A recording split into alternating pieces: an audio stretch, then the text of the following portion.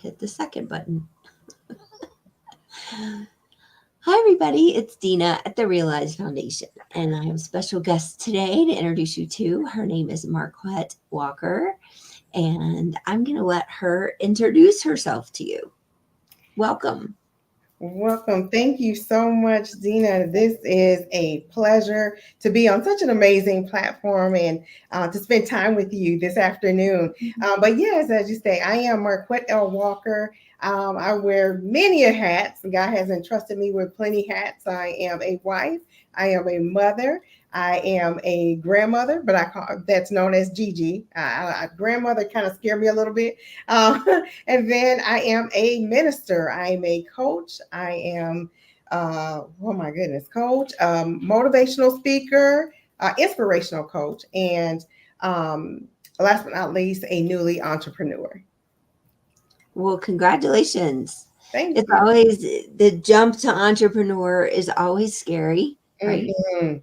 And it can be extremely rewarding and extremely hard at the same time. Yeah. Um, I'm on business 7 in my lifetime, Wow. so I can relate. But what are you excited about being an entrepreneur? What excites you about that? What excites me is probably the first thing is I'm my own boss. I get to, go and come as I please. I get to, wake up when I want to, go to bed when I want to. That's my most rewarding part of being an entrepreneur. But that's not the only thing. The one of the greatest things of being an entrepreneur is that I get to set the stage for helping people. And that was one of the things that pushed me into entrepreneurship is because I knew God has given me a story to help his people. And it was very important to me to get out there and tell it so I could not only tell it, but also build a brand from it as well. And that's what I've been able to do. That's awesome. Well, before we learn about how you're helping people, I want to talk more about your story and Okay. probably why you're where you are and what you're trying to do. So, you want to talk a little bit about your story of overcoming adversity? Absolutely. I'm not sure how many Bible scholars will be watching this or or not, but for the ones that are not, I used to call myself the woman at the well. And she is found in John chapter 4. And I'm pretty sure a lot of people have heard her story. She was married 5 times, and heard all the issues that she had to go through, all the obstacles that she had to overcome. And but my story is similar to her story. I've also been married 5 times, but the difference between my story, in which I had not read, the Bible didn't go into great detail about her background, but for mine stemmed from childhood trauma, shame, fear, guilt, and simply having no accountability. I was born and raised in the church, and when I say born and raised in the church, I pretty much came out on a pew. That's how much I've been in church. And so while growing up in the church, I saw all these awesomely amazing marriages. They were so happy, loving, and all of that. And us girls, we start planning our weddings about 7 to 8 years old. This fairy tale wedding, right? So I held on to that idea, or saw, or what I saw in the church, which was these happy marriages. And I kept saying to myself that one day that is going to be me. I'm going to be happily married, right? But the issue was I didn't really learn what marriage was. I just fell in love with the idea and what it looks like, right? All these happy marriages, but no one told me I would have all the ups and downs, the ins and outs in marriages. No one told me that I had to fertilize my grass and water it too to make it this happy marriage, right? No one told me the things that you go through in marriage. So just falling in love with what I saw. I get married in 1995, and things aren't looking the way I saw them or know them to look like. So unfortunately, it ends up in a divorce. And then we're moving right along, and I'm still holding on to this hope like, yeah, I'm still going to be happily married one day. So 2000 comes along, and I get married again. still not knowing what marriage was about. I just wanted this happy marriage. Um, and unfortunately, that also ends up in the divorce.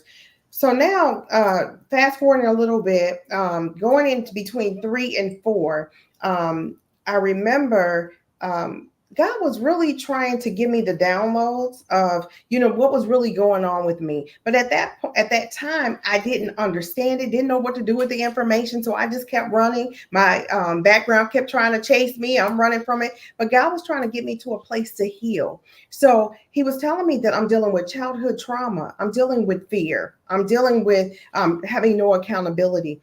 And when I talk about childhood trauma, that was one of the main things. Was my mother and my father, they were married for 18 years. And I'm going to tell you, no child wants to see their parents get a divorce. They don't care if you're going through it, you're arguing every day. They need you to work it out and stay together, right? And Mhm. so they ended up getting a divorce after 18 years. And I saw the pain and the rejection, the fear, pain, rejection, abandonment that my mother felt. And at 11 years old, I internalized all of that, not knowing, not understanding, not even realizing, but I internalized all of that weight that my mom was carrying, and I carried Mhm. this into all of my relationships. So I'm the one bleeding on the inside, bleeding on everybody because I have not healed from what I saw my mom go through, but I carried that on. So it's so ironic that the third marriage, I invited my dad to the first and second, but and also not having it, I was operating out of unforgiveness. I had unforgiveness towards my dad because my dad divorced my mom. And I remember preparing for the third wedding. I invited my dad to the wedding, and he said, wait a minute. Now, I understand marriages have their ups and downs, their ins and outs. I'll give you the first one, I'll even give you the second. But by the time you get to number three, there's something wrong with you. I was like, the nerve. This man divorced my mother, right? So she went through the nerve of you to say that. But anyway, I realized at that time that I was operating out of unforgiveness. And I called, well, let me tell you, I was really upset with my dad. So I picked up the phone, I called him, I had to give him some choice words. I even treated him like he wasn't my dad. But I remember the scripture that says, honor thy father and thy mother, that your days may be long on the earth. And I'm going to tell you, I was so disrespectful to my dad. I saw my days being numbered, I saw him counting down really fast. So I had to hurry up and call him back. When I say hurry up, it was not the next day. It wasn't even the next month. It was about 4 months later that I called and to ask for forgiveness. And I do want to say, at that point is when I start feeling that I was getting ready to go through a healing phase or a healing process. And it started with asking for forgiveness from my dad. And so then at that point, it was time for me to really take some time off of the dating scene, even thinking about marriage, right? So I Mhm. took 6 years off. I tell people I dated God. They're like, what? You dated God? What does that look like? What does that mean? I said, I'm glad you asked. Let me tell you. So even when now the men they did come, they wanted me to have their number. I said, nope, I don't want your number. Well, let me take you on a date. Nope, you can't take me on a date. And they was like, well, let's be friends. No, I have a friend in Jesus. That's all I need. And so I was very intentional about this. I just did not have time. I really wanted to get myself together. I felt like, yep, there's got to be something wrong. I'm going into number three, about to hit number three. And I'm still holding on to that glimmer of hope, like I'm gonna have a happy marriage, but I needed to be fixed on the inside. So I took the 6 years off, 6 long intentional years. The first year or so, well, it was hard, but I just worked through it. I gathered up the strength to go through it because I wanted to be very intentional. I wanted to heal. I wanted to know what was going on, what I need to do. I needed to heal from the abandonment, the rejection, the hurt that my mom was carrying that I picked up. Not only that, even knowing who Marquette was, I didn't even know who I was. I did not even know how to love anyone, let alone love myself. So in this time, I journaled, I prayed, I meditated, I did self care. I took myself out on dates. Like, what does it feel like take yourself out? To love myself, I know what it was to love myself, but it started with me learning who God really was, who God was, who He was to me, who I was to Him. And when I learned all of that and He showed me all of that, how much He loved me in spite of all the stuff I've done and been through, at that point, I could love Marquette and then in turn love someone else. Right. So I'm like, okay, now I think I am ready for this marriage thing. I have, oh, another thing that I learned that I did not have was patience. I had no patience, none. I had no grace, none. Now you're talking about somebody that was born and raised in the church. How don't I have any patience or grace? Let alone those, and not even having forgiveness. How you can't forgive somebody and you're born and raised in the church, right? So that was me. And so I had to hold myself accountable for all of these things. And I'll let God heal these areas. So I tell people I was bleeding on people, bleeding on God's people. So I probably could have shaved a couple of these marriages off, but because I was not healed, and what happens? Unhealed people draw unhealed people. Brokenness attract brokenness. Hurt attract hurt, or hurt people hurt people. I had all that stuff going on, all that going on. And but in the 6 years, I allowed God to heal my wounds. I found the love for my dad. I forgave my dad and I love him dearly. Matter of fact, we just spent the weekend with him just this past weekend. So, and it was amazing. But yeah, so after that, I went into the third. Now, the third one, I also have to tell you, I tell people, please do not make a life changing decision when you're going through grief. My mother passed away, and now going through grief, and I get married during grief, going through a grief process. I'm gonna tell you, when you come up out of grief, you're asking yourself, what in the world did I do? How did this happen? Right. And that's what happened. And so that was very short-lived. And so I took some more time off and, like, let me heal from this grief and go through the grieving process. And so that was a few years. And then I'm on to number four. Now, number four, I said, I got it now. I got it. I had time away. I healed. I done went through grief, all that. But it was still something there. I got it where I feel like I was just being tested, maybe, because I drew brokenness again. And I was like, oh my God, am I still dealing with brokenness? Um, but no, God showed me that now you're operating out of grace, you're operating out of forgiveness, and you're operating out of patience. So now you're walking it out. Whereas my fourth husband, he believed in that one marriage, and unfortunately, or fortunately, it could be both of them. He was still in love with his ex-wife, and that hurt me because I'm like, I did this the right way. Oh my goodness, I waited. Father, I did it the way you want me to do it, and I still ended up with someone that was broken, that still had to deal with some trauma, right? But that's when God said, no, I need you to look at it from a different lens. The different lens was, now look at you. You're operating out of forgiveness. You're operating out of grace, and you're operating out of patience. And I was like, oh my goodness. And that's what helped me get through the fourth one. That was short lived as well, but it helped me get through, like, wow, I know what it feels like to operate in how we're supposed to operate when it comes to marriage.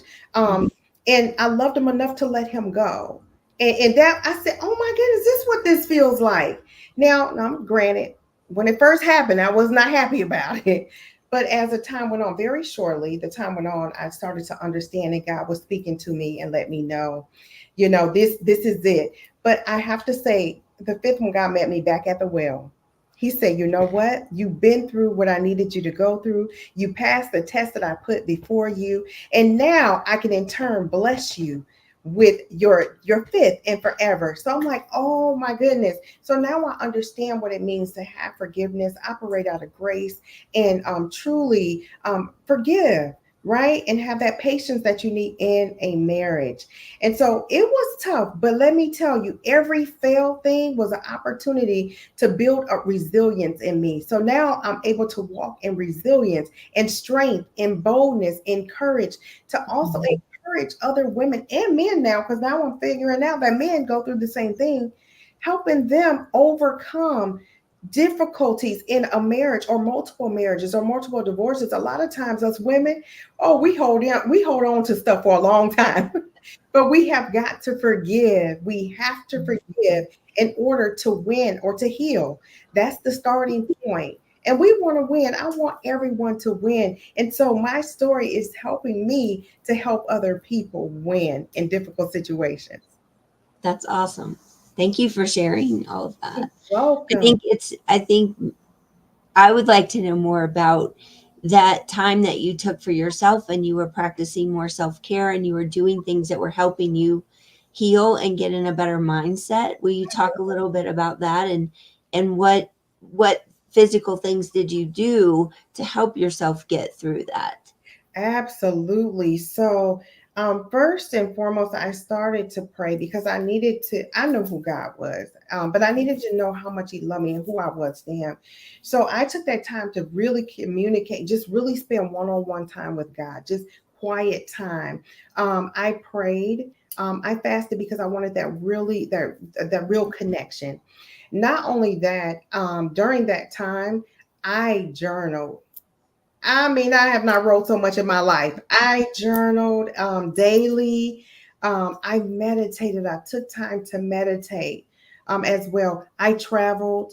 I just really needed self care. I also, like I said, I dated myself. I took myself out, but I really loved on Marquette. I learned who Marquette was and the things that I like, because in a marriage you really become something else because you're trying to please that mate. You're trying to become someone that they want you to be, right? And then we lose ourselves. A lot of us lose ourselves in marriage and we don't even know who we are. So I got to spend the time with myself, understanding who Marquette was, and knowing the things that she liked, what she liked to do, what makes her happy, what makes her sad, what makes her angry, those kind of things. I was able to learn that about myself. What else did I do? My biggest thing was spending that one-on-one time with God. And I did that a lot. Quiet time. I did a lot of quiet time. Also journaling is big. It's good to get that stuff on paper. Journal. Say how you're feeling. Talk about it. Get it out on paper, because a lot of times we hold all of that stuff in Mhm. and we're weighing ourselves down. I tell people I had an invisible backpack. I had, and the bricks I will put in there, I call them bricks because they were heavy. I had shame. I had rejection brick in there, abandonment brick in there. And so every brick was like 20 pounds. So I'm weighing myself down. So I weighed myself down where I couldn't even get up. I was so low. And so as I dealt with each of these areas, as God revealed what was going on to me, then I was able to address each one. Shame, most importantly, because I was married multiple times. No one wants to be married multiple times. It's the thing of shame that comes along with that, and that's a heavy burden to carry. So I had to make sure, as I was spending my one-on-one time with God and journaling and all of that, that I was unleashing or taking these bricks out one by one. I was dealing with them one by one and releasing them. And so it got lighter and lighter. And that's what caused me to be at a point to tell this story. Because normally it's too much shame that comes along with this, and you're judged. This is not talked about in the churches. It's taboo to talk about divorce. In corporate, let alone church. We're talking about corporate now. You're trying to get promoted, but they find out you've been married multiple times. Like, oh no, she's unstable, or she can't handle a team, or she can't do this, or he can't do this. So I had to make sure that I dealt with those things. I also spent time dating myself. I would date myself twice a week, whether that was going to the movies, whether that was going to the movies, going bowling, by my little self. And I would meet people like, oh, let's bowl, like friends. I'm like, oh my goodness, meet people, which I would never do. I was never do because I just had so much shame that I never wanted to meet people, because it feels like they can read you right when you walk in the room, right? So I did that. I took myself out to dinner. Oh, it was good. It felt so good. Get my nails, my toes done on a regular, right? So that's what I did, and I was very intentional about it, and not talking to any man during this time. Church, hey, hi, bye, at church but anything other than that, I did not do, which is tough for a lot of women. It was tough, like I said, the first year and a half, it was a little tough. But after that, it got easier as the time go by. So I tell people, push through, no matter how hard it feels or how hard it seems. Push through because it gets easier as the time goes on. Absolutely. Yeah. I think one point that I talk about a lot is when we do keep things inside, like you said, and we have that shame or guilt, or we have that feeling that we're not enough or we're not worthy of whatever it is, Right. we internalize that so much because it's not something we feel good talking about. Right. And so we internalize it. And the more that you're, excuse me, the more you're pushing yourself Hmm. and holding on to all that negative energy, Yeah. the more that you can't show up for anyone else in your life. And that's what you're explaining a lot about. And I Yeah. think it's something that we don't always see for ourselves. No. And and when you get to that point, like I had people who told me throughout my life I should journal, Hmm. and my answer was I don't have time for that. Right. And when 2020 came around and I lost my business and I was processing my own mental health journey, Hmm. I finally started journaling, and it changed so much.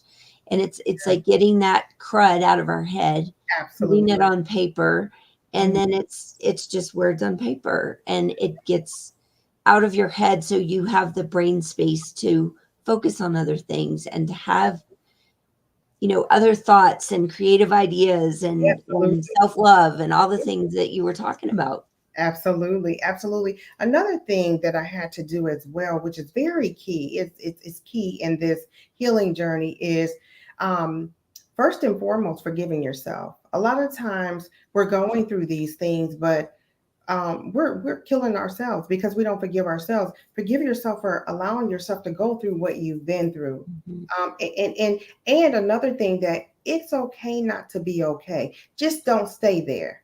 And what society has painted, that if you get married today, you get divorced tomorrow, and then you're okay tomorrow, the next day. But that's not the case. It is a journey, a healing journey that we have to go through. We have to heal in order to have a successful marriage or a successful relationship or a successful business, because it affects your business as well. So that is also important. And that was important for me to forgive myself, that I allowed myself to go through all of this and not taking the time out to figure out what the issues were with me prior to even saying I do, and also learning truly what marriage is. Mhm. So now you have to tell us about the current husband because you've told us about the other four. Absolutely. So yeah, I met him at church during Mhm. COVID.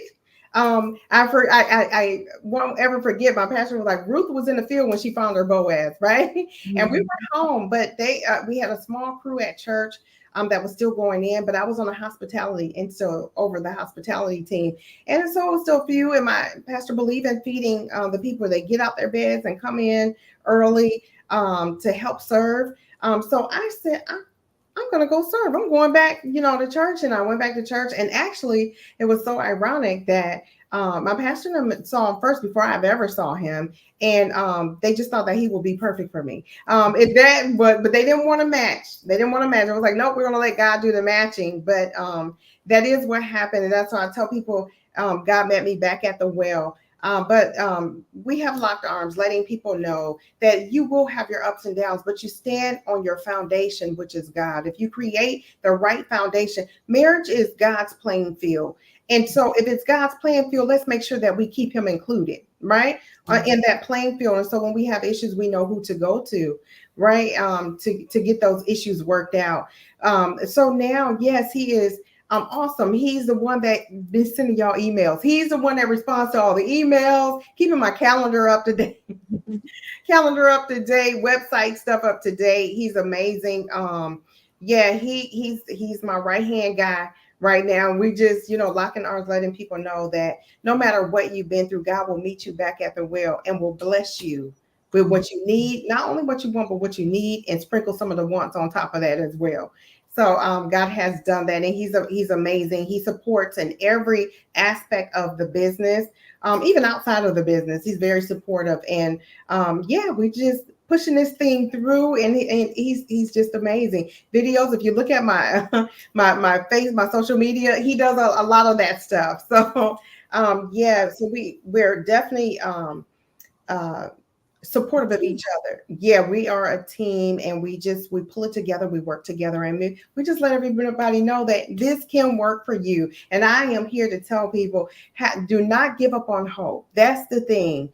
I stood on the scripture, Hebrews 11:1. Now faith is the substance of things hoped for and the evidence of things not seen. I lived by that scripture since I was a little girl, and hope is one thing that you never want to give up on. And so I didn't. And so since I didn't, God has came to see about me at the well again, and provided me husband number 5.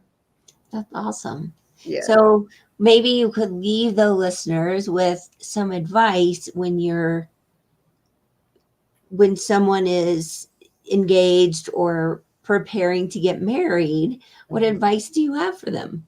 The number one is, know who you are, know your worth, know who God is who you are to God, and who He is to you, because this is His playing field. So you want to seek Him in every aspect when it comes to dating, being engaged, and being married. Also, not only that is, it says the two shall become one. So you are becoming one. Have that grace, have that patience for your mate, because you are two individuals that are coming together. So it's not going to be peaches and cream all the time, but make sure that you have enough grace in your bag, and enough patience and forgiveness. We have to have those attributes in marriage. So make sure that you're building up enough of that, as you are going through your dating, engage phase, before you say I do. And always love each other the way God says love each other. It's very, very important that we do that.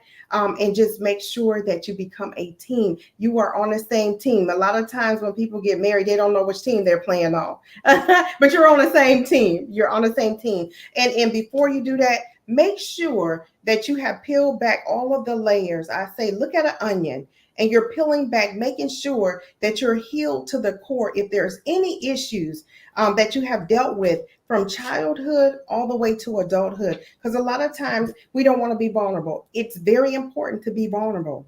Open up to each other, let each other know, because I didn't even realize that I also carried a generational curse. My great grandmother was married 4 times and didn't even know that. And I'm just finding this out. So it's very important to, in your dating phases, that's what it's called. It's collecting data.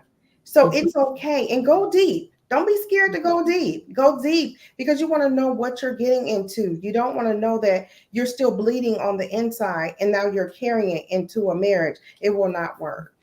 It won't work. So please, please, please make sure you get to the core of any issues, any traumas that you may have dealt with. Make sure that you are completely healed from all of that, and be open and vulnerable with your mate. I agree with all of that. And I would also say, respect is a big thing. If we, Absolutely. I have recently celebrated my 20th anniversary. So Oh, I happy think respect and being supportive, Yeah, even when you don't understand something, is really important. absolutely. But Absolutely. I want you to tell everybody what you're doing now. And I mean, you said it a little bit, but I want you to talk about how people can find you and maybe what you would like them to know about what you do now. Absolutely. So I do have all of my engagements are listed on my website under marquettewalkerministries.com. Please go out there and visit and view the website. There's a lot of information out there. I do have a coaching program out there. It's called Winning Women. It's to help them through that healing process, so they're able to heal and go through self-care, but just coaching them through that, so they can have their forever mate, right? We have that going on. I also have this amazing conference coming up. It is October 11th through the 13th. It is called The Power of We. Most people understand it as Winning Women for We, but for me, and I did start it off in the planning phase as for women, but God told me, no, the power of we is winning everyone. So now, as I go through my journey, I'm starting to find out that men also are going through the same exact thing that I've been through. Also, a lot of women are getting empowered. We go to conferences, we go to revivals, go to church all the time. Women are really getting empowered, but now it's causing our men to shrink back. So I'm coming after the family dynamic. I need the wives, I need the husbands, I even need the children. Because I thought about when I was little, we were drug around to the conferences, revivals, and all that. I'm like, oh my goodness. So I wanted to make it fun also for the kids. So we got a lot of fun things for the children to do as well. So we will have workshops, we will have praise and worship, opening service. We will have a gala, a formal gala. We want everyone to come looking fabulous.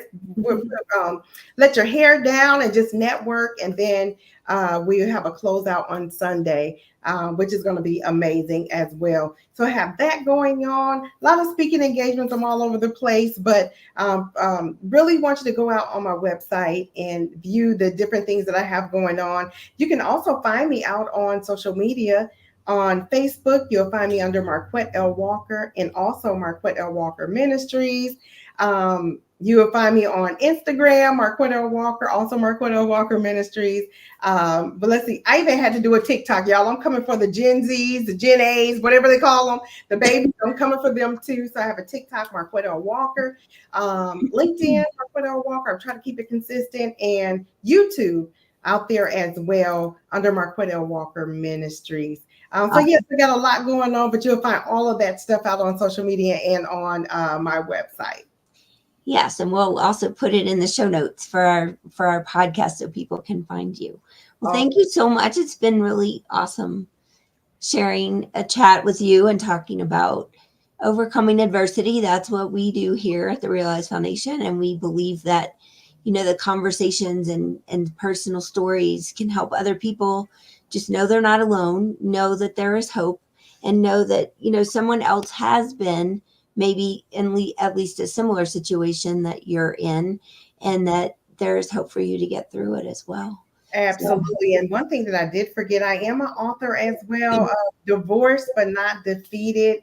Please get your copy. This book is an amazing book, I have to say. So even though it's my book, it is very inspirational, it's uplifting, encouraging. It also walks you through, and I'm pretty sure you'll find yourself in one of the marriages that I have. I go a little bit deeper in each of my marriages. Also have a prayer after each chapter in order to help encourage and inspire you as well as you're going through your journey. And you can find that book out on Amazon.com, Barnes and Noble, Walmart.com. We're also on my website as well, MarquetteLWalkerMinistries.com. Awesome. So it looks like you can go to our website and you can find everything that you want to know about Marquette and find where she is and what she's doing. So look her up. And again, it was a pleasure having you here today. Thank you so much. And thank you so much for having me. It's been a pleasure being with you this afternoon.